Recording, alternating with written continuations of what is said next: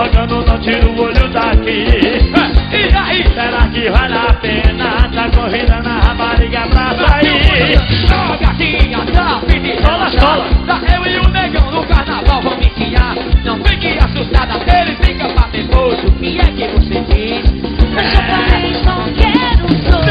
Me gostosa, é isso que eu quero. E tá me indicando de cego. Me gostosa, é isso que eu quero. Vamos lhe pegar de jeito e tá me indicando de cego. Tá me indicando de cego.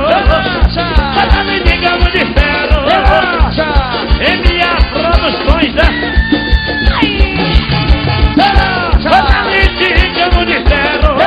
Entrega o CD gravando tudo. E quem veio do Rio Preta? Olha o relaxa aí, meu velho. Eduardo Davi! Primeiro festival da cerveja do Bretama, dia 3 de fevereiro, Forró Real, Forró de pau de balançar. Bora, Márcio Carneiro, mostrando o bogue na casa do Bretama. É quem tá sacando uma aquela gatinha, tá provocando, não tira o olho daqui. E aí, Será que negão? vale a pena? Tá convidando ela logo pra sair. Ó, gatinha, tá fim de relaxar.